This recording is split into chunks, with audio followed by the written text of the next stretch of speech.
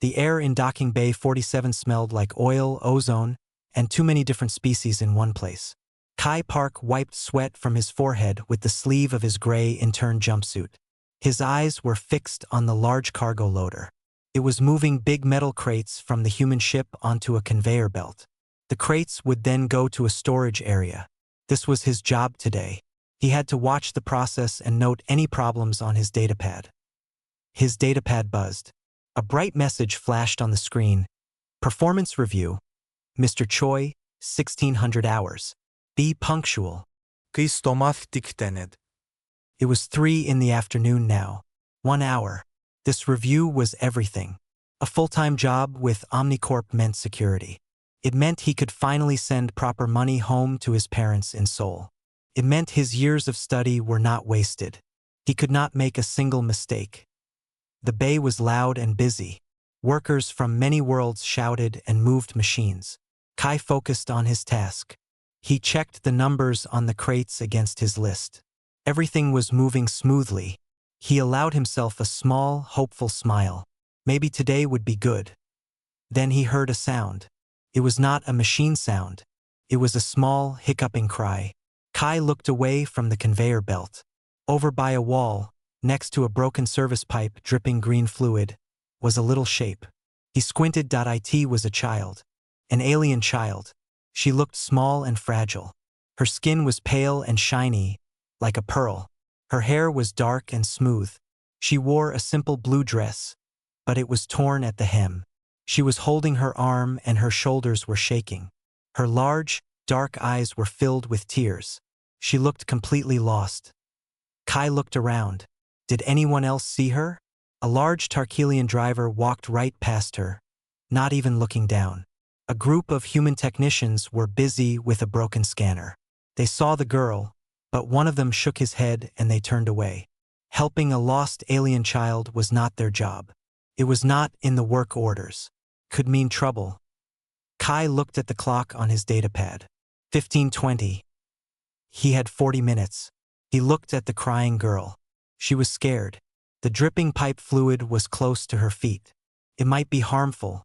His mind raced. If he helped her, he would be late. Mr. Choi hated lateness. He called it a lack of discipline. Helping her could also anger his boss. Mr. Choi always said humans should look out for humans first. We have to prove we are better, Park. We don't have time for distractions. But the girl was just a child. She was alone. Kai made his decision. He walked quickly across the bay, avoiding moving equipment. He knelt down a few feet from the girl, not wanting to scare her. "Hey," he said softly, keeping his hands where she could see them. "Are you okay?" The girl flinched and looked up. Her eyes were wide. She didn't speak. "It's okay," Kai said. He pointed to the small cut on her arm. It was glowing faintly with a soft blue light. Maybe her blood. "Can I see? I can help." Slowly, she held out her arm. Kai pulled the small medkit from his belt. It was just basic stuff for humans, but he found a clean wipe. He carefully cleaned the area around the cut. She watched him, her crying slowing down. He took out a universal bandage and put it gently over the cut. "There," he said. "Better." The girl nodded slowly. She was still shivering. Kai remembered the protein bar in his pocket. It was his snack for later. He broke it in half and offered her a piece. She sniffed it, then took a small bite. A little light seemed to return to her eyes. "What's your name?" he asked. She just looked at him. She probably didn't understand. He pointed to himself. Kai. "My name is Kai." The girl pointed a delicate finger toward the bustling main hallway of the starport. It led to the bright transit district, full of shops and ships. "You need to go that way?" "To the lights," Kai asked. She nodded again, more firmly this time. Kai stood up and held out his hand. After a moment's hesitation, she took it. Her hand was small and cool in his. He led her away from the noisy, dangerous dock toward the main concourse. The clock in his mind was screaming. 15:35. He had 25 minutes. They walked through the crowded starport. He weaved through aliens of all shapes and sizes, keeping the girl close. Finally, they reached the main transit hall. It was huge and bright, with signs in many languages. He saw a transit authority officer, a stern-looking woman with blue skin. Kai approached her. "Excuse me. I found her lost in docking bay 47. She's hurt a little. I think she needs to get to the transit district." The officer looked at the girl, and her eyes widened slightly in recognition. "I see. Yes. I will take care of her from here. Thank you, citizen." Her tone was official. She took the girl's other hand. The girl looked back at Kai as the officer led her away. She gave a tiny, shy wave. Kai waved back, a tired smile on his face. Then he turned and ran. He sprinted back through the starport, his boots pounding on the floor. He dodged people and carts. He burst back into docking bay 47. The cargo operation was finishing. He looked at his datapad point 15:58. His heart hammered in his chest. He ran to the management offices. He skidded to a stop outside Mr. Choi's door. He took a deep breath, tried to smooth his dirty jumpsuit, and knocked. The door slid open. Mr. Choi stood there, his face like stone. He looked at his own wrist chrono. Then he looked back at Kai, his eyes cold. "You are late, Park," Mr. Choi said. The door hissed shut behind Kai, sealing his fate. The air in Mr. Choi's office was cold and still. It smelled of clean floors and ambition. Kai stood in front of the large metal desk, trying to keep his breathing steady. He had run so fast his lungs burned. Mr. Choi did not sit down. He stood by the window, looking out at the busy docking bay. His hands were clasped tightly behind his back. The silence felt heavy. "You were supposed to be here at 1600 Park." "Exactly." Mr. Choi's voice was quiet and hard. "The review was the most important moment of your career here. And you were late." "Sir, I apologize," Kai said, his voice tight. "There was a situation. A child was lost and hurt in the bay. I had to." Mr. Choi turned sharply. His eyes were like chips of dark stone. "You had to? Your duty was to monitor the Kreshkin cargo shipment. That was your had to. It was a high-value, time-sensitive load. I assigned it to you as a test of your focus." "I know, sir.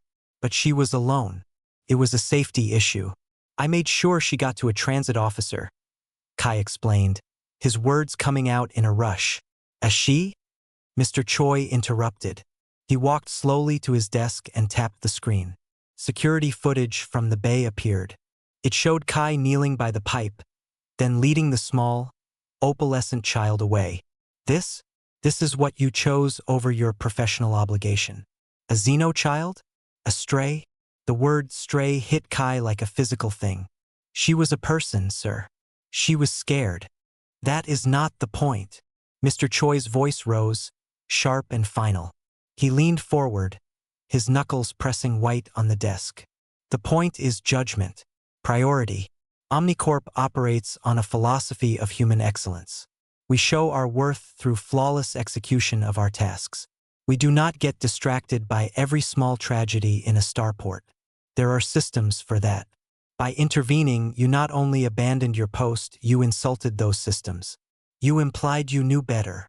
Kai felt a cold dread spreading in his chest. "Sir, I didn't mean to insult anyone. I just acted without thinking. And that is precisely the problem," Mr. Choi said, sitting down at last. He tapped his screen again. The performance review form appeared, covered in red notes. "You acted without thinking about your future, about this company, about your team. Your sentimentality overrode your discipline. I cannot, in good conscience, recommend an intern for a full-time position who makes choices based on fleeting emotion over solid logic." The words hung in the cold air. Kai's dream, the one he had carried from Earth, through training, through months of long hours in this loud, smelly bay, began to crack. The position, Kai managed to ask, his throat dry, "has been offered to Jae Kim from the afternoon shift," Mr. Choi said, his tone flat. He completed his tasks on schedule and remained at his post. He demonstrated the focus we require. Kai felt the world tilt. Jae was competent, but he was also known for never looking up from his datapad. for never helping anyone. He was the solid logic Mr. Choi wanted. But sir, my record until today has been perfect. My reports, my efficiency scores, were excellent. Mr. Choi agreed, nodding once.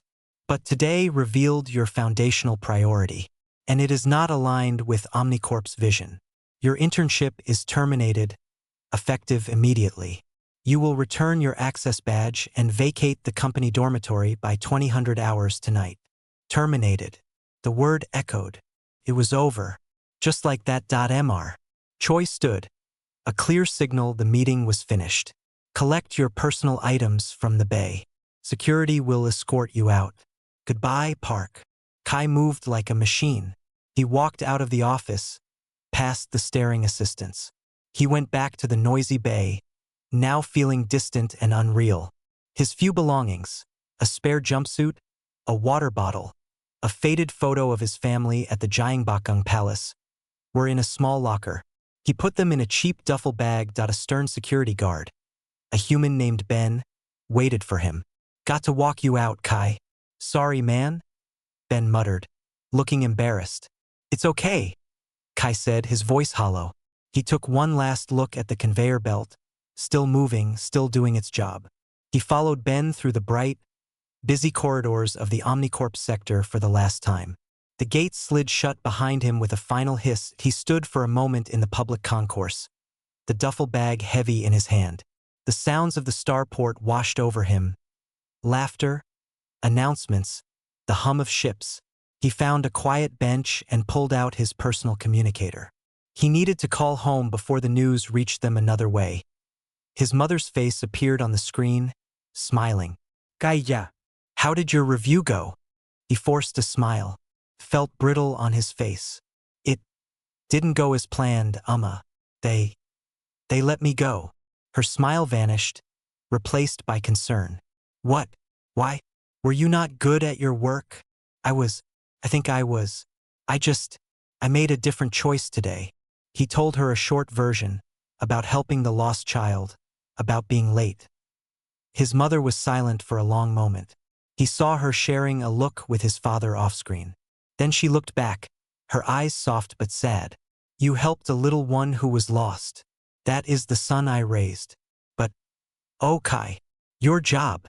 I know, he whispered, the weight of his failure crushing him. I'm sorry. I'll find something else quickly. Don't worry. But they would worry. He knew they would. He ended the call, promising to message soon. He had a little money saved. Not much. He used his datapad to find the cheapest short-term lodging. It was in a sector called the Warrens, known for its low rents and constant noise. He bought a one-way transit ticket there as the crowded public shuttle carried him away from the gleaming corporate zones. Kai stared out the window. The bright lights of the starport faded, replaced by flickering signs and crowded, narrow streets. He had arrived on Babel 7 with a plan and a purpose. Now he was just another unemployed human. His dream left behind on the floor of Docking Bay 47. All for a few minutes of kindness to a stranger. The hostel in the Warrens was called the Starlight Rest. Its sign flickered, missing the R and the T. It was a tall, narrow building squeezed between a noisy recycler plant and a shop that sold cheap engine parts. The air here smelled different. It was a mix of stale food, engine exhaust, and the faint, sharp smell of too many people living too close together. Kai's room was on the 5th floor. The lift was broken, so he climbed the stairs, his duffel bag feeling heavier with each step. The room was small. It had a narrow bed, a small table, and a window that looked out at a dirty wall of the building next door. A single light panel on the ceiling buzzed with a faint, annoying sound. He dropped his bag on the floor and sat on the bed, creaked loudly. The quiet in the room was different from the quiet of the Omnicorp dorm. That quiet had felt temporary, like a pause before his real life began. This quiet felt thick and heavy. It was the quiet of being nobody. He took out his datapad. The screen felt cold in his hands. He opened the job board for Babel 7. The good jobs, the clean jobs in the nice sectors required references. They required a work history he no longer had. Mr. Choi would not give him a good reference. He would probably say Kai was distractible and unreliable. So Kai started looking at the other listings. The jobs nobody else wanted. Cargo hauler, Class D hazardous materials long shifts. Pay based on weight moved. Risk of exposure to toxic substances. Waste reclamation technician, sewer maintenance, Sector 9 must provide own seal suit.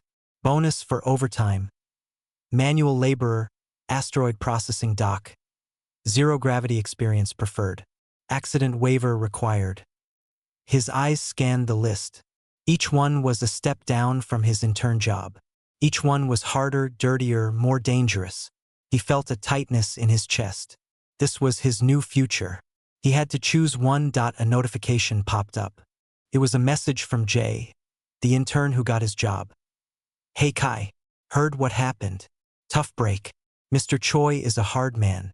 Maybe you can apply at the cargo depot on the lower level? They're always looking for sorters.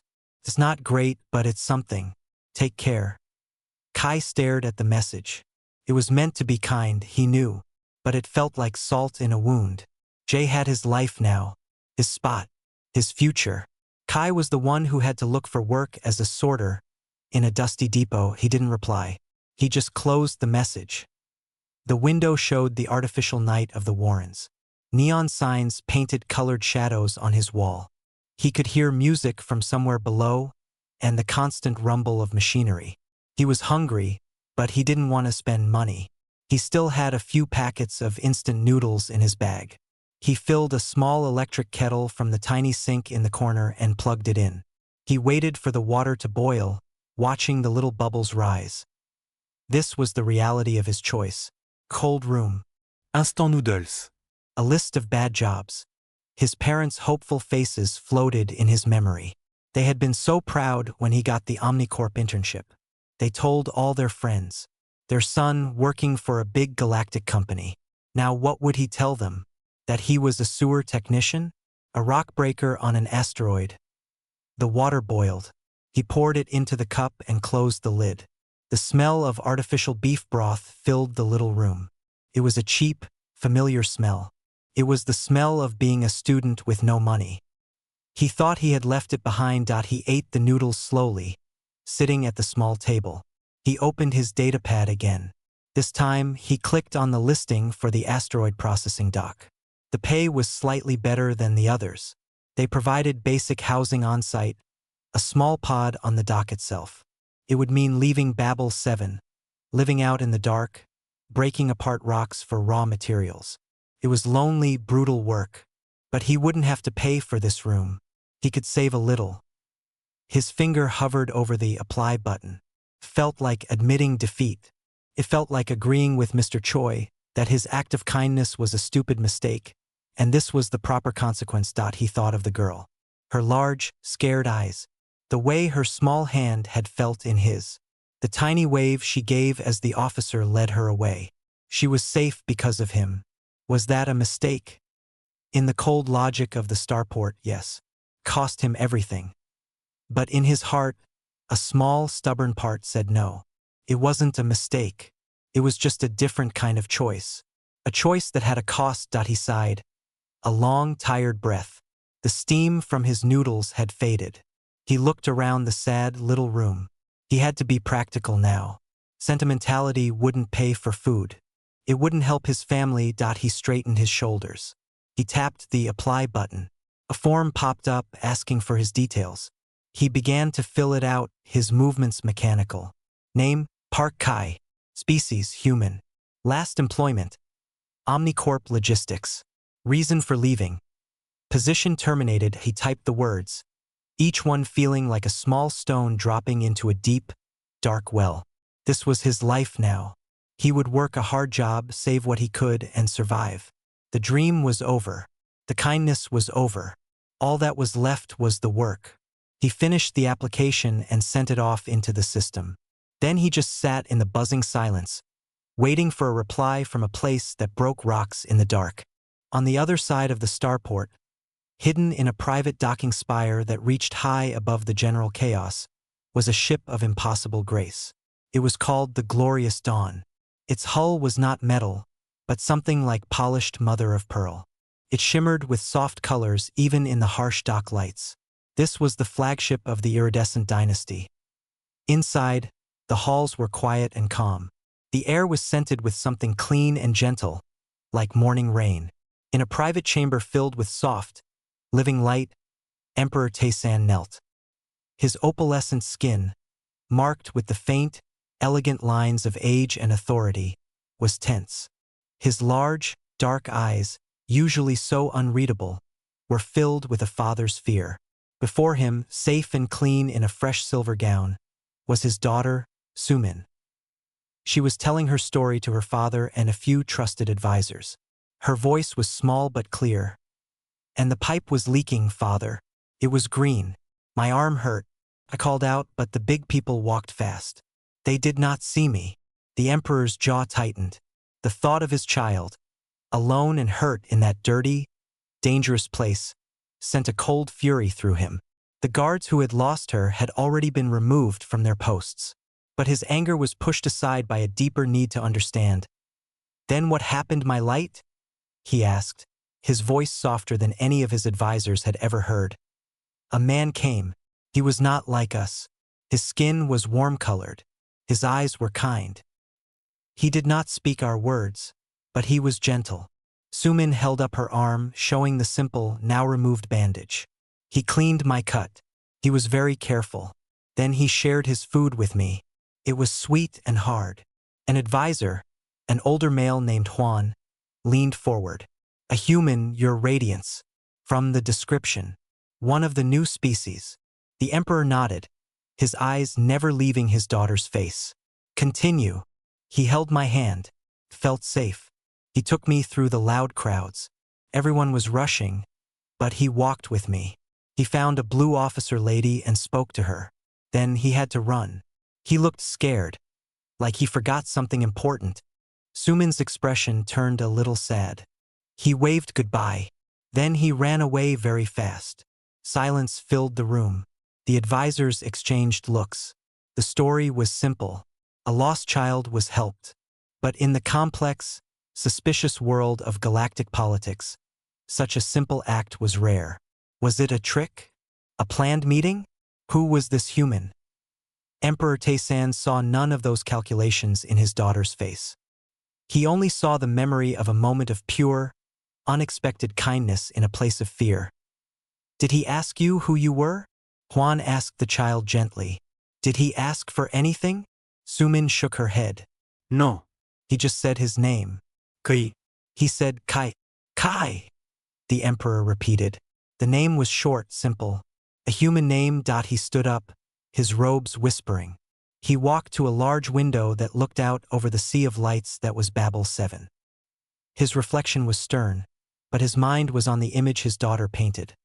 A young man, kneeling in grime, sharing his food, then running late for his own life. He turned back to his advisors. This Kai. He saw a child in distress. He did not see a princess. He did not see a political opportunity. He saw a scared little girl. And for helping her, he paid a price. My daughter saw the fear on his face when he ran. He knew he would be in trouble. Juan bowed his head. "Your radiance, it is possible. But we must be cautious. This could be a clever manipulation. A play for favor. A manipulation that ends with him running late and gaining nothing?" the emperor asked, a hint of impatience in his voice. No. The calculus of schemers does not work that way. This was something else. An instinct. He looked at Sumin, who was now playing quietly with a floating light orb. Her fear was gone, replaced by calm. This human, Kai, had given her that in the culture of the iridescent dynasty. Actions were weighed heavily. A grand, public gift was often seen as politics. But a small, costly act of compassion, done with no witness and no hope of reward, that was the purest measure of a person's character. It was called sionbai, an old word meaning a virtuous scholar, one who does what is right simply because it is right. "Find him," Emperor Taysan said, his voice now full of imperial command. It was not loud, but it filled the room. "Find this Kai. Use whatever resources are needed, but do it quietly. I do not wish to frighten him or make him a target." I wish to look in the eyes of the man who placed my child's well-being above his own. The advisors bowed deeply. Yes, Your Radiance. The order went out. It did not go to the military or the loud diplomatic corps. It went to the quiet ones, the seekers of information. They had no hologram, only a description. A young human male, warm skin, kind eyes, named Kai. He was last seen running from the main transit concourse back toward the corporate docking sectors, likely in distress. They began their search in the vast, chaotic maze of Babel 7. They checked human employment records, transit logs, and docking bay schedules. They asked subtle questions. They were looking for a needle in a galaxy-sized haystack, armed only with a name and a single selfless act. Far below, in his small room in the Starlight Rest, Kai checked his messages. There was only one new one. It was from the asteroid processing dock. Asterisk application received. Under review. Average processing time, 10 to 14 standard days. Asterisk he put the datapad down and lay on the creaking bed, staring at the buzzing light on the ceiling. He knew nothing of emperors or searches or concepts like Xianbai. He only knew the waiting had begun. 1 week passed. The days in the Warrens blurred into a gray, noisy sameness. Kai's money was getting very low. He had eaten nothing but instant noodles and cheap protein paste. The reply from the asteroid dock still read, under review. He spent his days walking the lower-level corridors, looking for any day labor. He carried cargo for a small shipping office for a few credits. He helped clean a food stall in exchange for a meal. It was a hand-to-mouth existence. He felt invisible, just another struggling young human in a worn-out jacket. His room felt smaller and colder each night. The buzzing light was starting to give him a headache. Tonight, he sat at the small table, looking over a local news feed on his datapad. There was nothing about a lost alien princess. There was only news about trade deals and dock fees. The galaxy moved on. His act of kindness was a tiny, forgotten moment. A heavy knock sounded at his door. Not the light tap of a neighbor. This was a firm, solid boom boom boom that made the thin door shake in its frame. Kai frowned. He wasn't expecting anyone. The hostel manager always just sent angry messages about the rent. He got up and went to the door. Who is it? A message for Kai Park. A deep, resonant voice answered. It was a voice that did not belong in the Warrens. It was too calm, too clear, wary. Kai unlocked the door and pulled it open a crack that he froze. The narrow hallway was filled. 2 figures stood directly in front of his door. They were taller than any human, clad in armor that seemed to be made of ceramic and polished stone. It glowed with a soft inner light, illuminating the dirty hallway with pearly white. Their faces were hidden behind smooth, expressionless helmets. They stood perfectly still like statues, imperial guards of the iridescent dynasty. Between them stood a different figure. This one was slimmer, dressed in flowing gray and silver robes. Their skin was the same opalescent shade as the little girl's, but their face was serene and ageless. This was an imperial attendant. All the noise of the hostel, the music, the arguing, the plumbing, seemed to fade away into a stunned silence. Doors down the hall were cracked open, eyes wide with shock. The attendant bowed their head, a small, precise motion. "You are Kai Park?" they asked. Their voice was like a soft bell. Kai could only nod, his mouth dry. His mind was screaming. What had he done? Was this about the girl? Had he done something wrong? Was he in some kind of terrible trouble? The radiant Emperor Taysan, sovereign of the iridescent dynasty, requests your audience. The attendant said. The words made no sense. Emperor? Audience? Kai's thoughts were a scramble of panic. I don't understand. Is this about the child? Is she okay? A slight, almost imperceptible softening touched the attendant's expression. The child is well and safe, thanks in part to you. The Emperor wishes to express his gratitude in person. Will you accompany us? What choice did he have? These were imperial guards. You did not say no. But more than fear, a deep confusion settled over him. Gratitude? For getting fired? For ending up in this terrible room? Okay, Kai managed to whisper. I need to get my shoes. He turned, his movements clumsy. He pulled on his old boots, his hands shaking. He had nothing to bring. He followed the attendant out of his room. The two guards fell into step behind him, their movements perfectly in sync. The other residents of the hostel watched, utterly silent, as the strange procession moved down the grimy stairs. Outside, the normal chaos of the Warren Street had stopped. A vehicle was waiting. It was not a ground car. It was a sleek, pearl-white shuttle, its hull seamless and clean. It hovered silently a few inches above the dirty street. A ramp extended down. Next to it, a group of rough-looking dockworkers stood frozen, their mouths open. Kai was guided up the ramp. The inside of the shuttle was like nothing he had ever seen. The seats were soft and molded themselves to him. The air was fresh. The door closed, sealing out the noise and smell of the Warrens. With a gentle hum, the shuttle rose straight up, moving swiftly through the canyon of buildings. Kai stared out the window. He saw the glittering corporate spires he used to work in pass by. They kept going up into the higher levels of the starport where the air was cleaner and the traffic was regulated. Finally, they approached the private docking spire. And there he saw it, the glorious dawn. It was immense and beautiful, like a jewel instead of a ship. The shuttle docked with a soft click. The door opened. The attendant stood. Please, follow me. Kai stepped out into a wide, quiet hallway.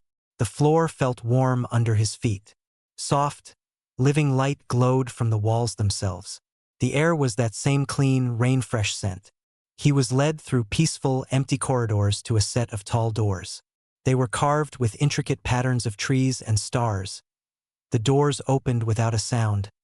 Inside was a garden. A real, living garden under a clear dome showing the stars. There were small trees with silver leaves, soft grass, and the gentle sound of trickling water. In the center of this impossible room stood Emperor Taysand. He was tall and imposing, his robes simple but exquisite. His opalescent skin held a quiet authority. His large eyes, so like his daughter's, watched Kai intently, and then, from behind her father's robes, a small face peeked out. It was the girl, Sumin. She was clean, her dress was beautiful silver, and she was smiling a shy, happy smile. Seeing her safe, seeing her smile, some of the tight fear in Kai's chest loosened. The Emperor took a step forward. He looked at Kai, really looked at him, seeing the worn jacket, the tired eyes, the confusion. Kai Park, the Emperor said, his voice a low, resonant hum in the quiet garden. Thank you for coming. The quiet in the garden was profound. It was the quiet of deep space and growing things. Kai stood, feeling more out of place than he ever had in the noisy Warrens. His old boots were dirty on the perfect grass. Emperor Taysand studied him. The Emperor's gaze was heavy, but not unkind. It was like he was measuring the truth of his daughter's story against the young man now standing before him. My daughter, the Emperor began, his eyes flicking to Sumin, who now stood openly at his side, has told me of your meeting, of the leaking pipe, your medkit, your food, your hand to guide her. He paused. She also told me you ran, that you looked afraid. His throat was tight. I was late, your radiance, for a work review, a very important one. And what was the result of being late? The Emperor asked, though his tone suggested he already knew. I lost my job, Kai said. The words were simple, but saying them here, in this place of immense power, made them feel small and pathetic. My internship was terminated.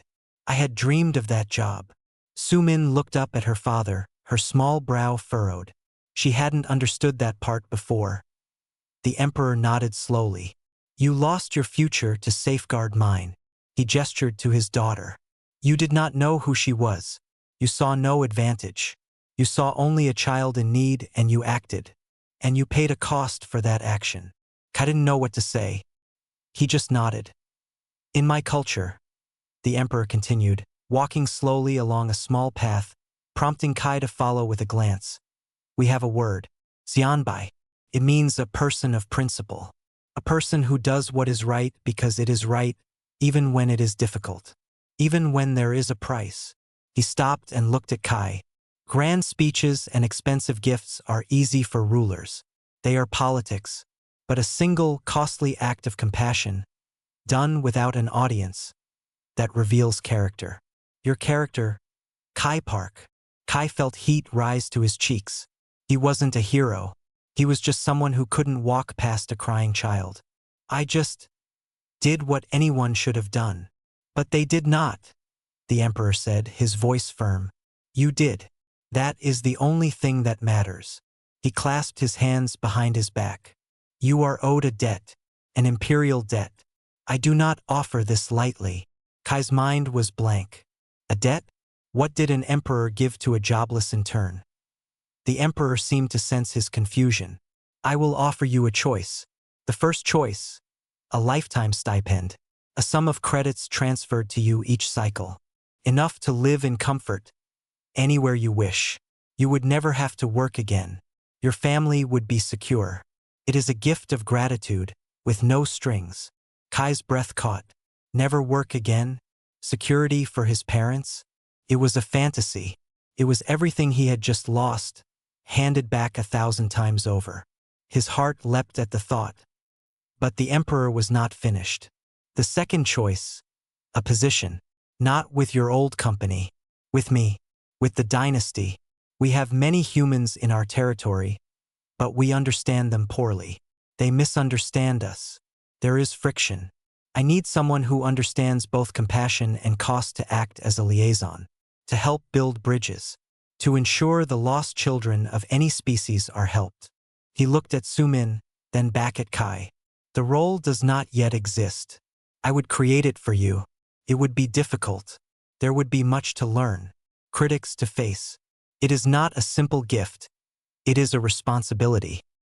He fell silent, letting the two choices hang in the fragrant air. Kai was stunned.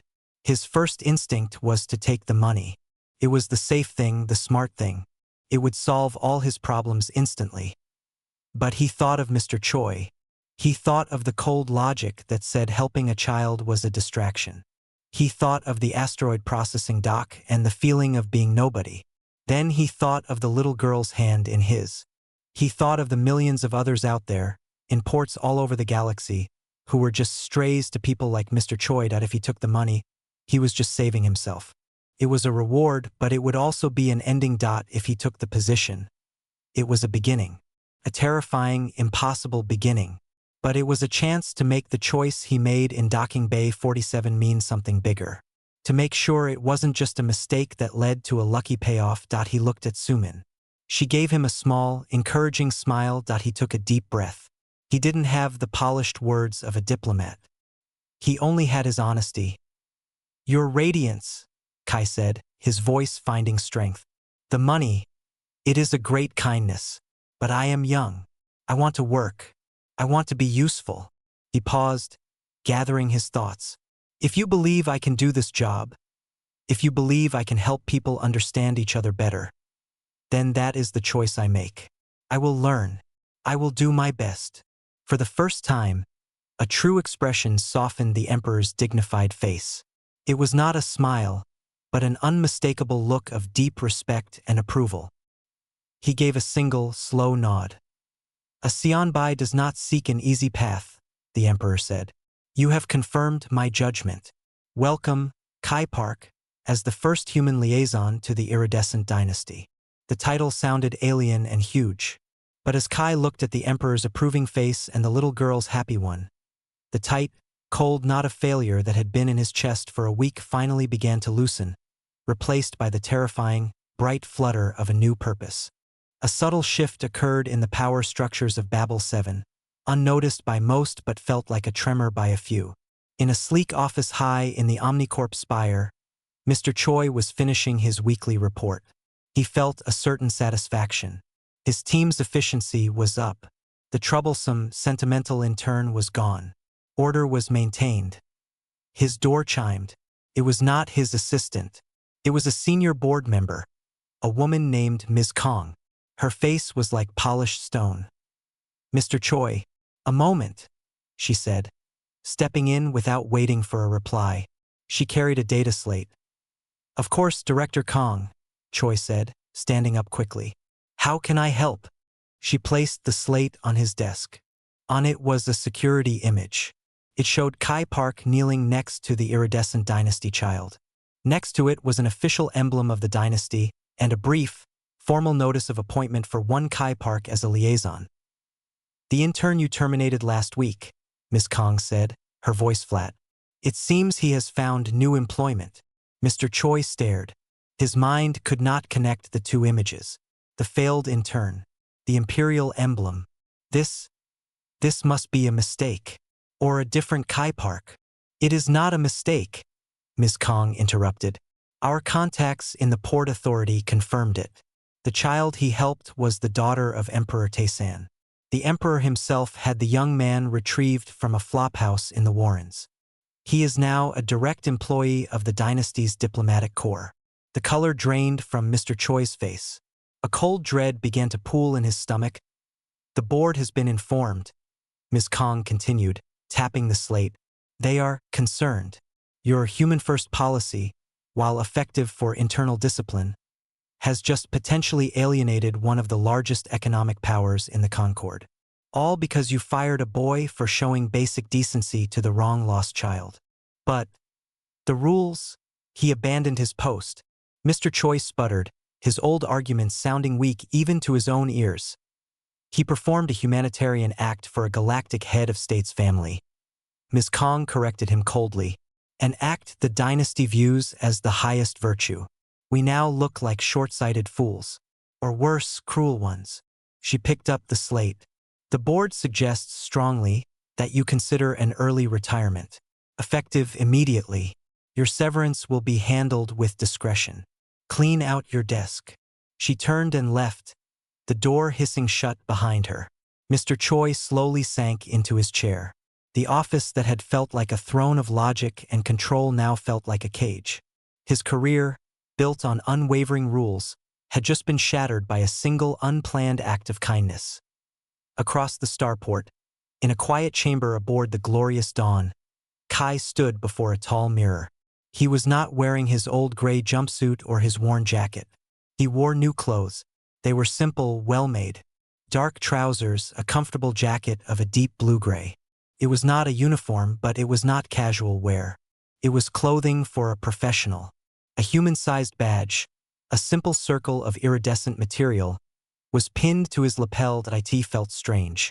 It felt light, but the responsibility felt heavy. Today an advisor named Juan stood beside him. Your first assignment is ready, Juan said, handing him a data slate. The dynasty supports a network of shelters for displaced young ones on frontier worlds. The one on Viridia Prime has been struggling to get supplies due to bureaucratic issues between local factions and our donors. Your task is to review the case, communicate with all parties in simple terms, and find a path forward. You are not to command, but to help them understand each other. Kai took the slate. It was a real problem. It involved logistics, just like his old job. But it also involved people who were scared and struggling. It involved children. He wasn't an expert. He didn't know galactic law. But he knew what it was like to be lost. He knew what it was like to be helped. I will do my best, Kai said, the same words he had spoken to the Emperor. Juan gave a small, approving nod. That is all that is asked. The shuttle is ready to take you to the diplomatic quarter. You have an office there. Small, but it is yours. Kai walked through the serene halls of the Glorious Dawn for the last time. For now. He walked to the shuttle bay, not as a visitor but as staff. He boarded a small, efficient shuttle. As it lifted off from the beautiful ship, he looked out the window. He saw the whole of Babel 7 spread out below. He saw the gleaming corporate spires where he had lost everything. He saw the dim, messy sprawl of the Warrens where he thought he had no future. Now, he was looking at it all from a new point of view, literally and figuratively. He was in between. A bridge. The shuttle set down in a clean, calm sector. His new office was a small room with a window, a desk, and a terminal. It was quiet. The light panel did not buzz. On his desk was a simple plant in a pot, a gift from the Imperial Gardens. A note in elegant script was tucked into the soil.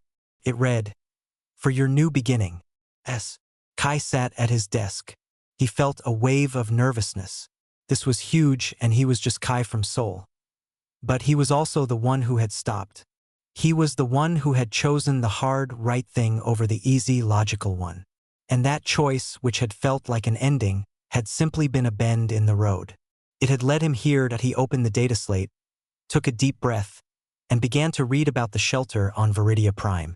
His new career, the one built on compassion instead of broken by it, had begun.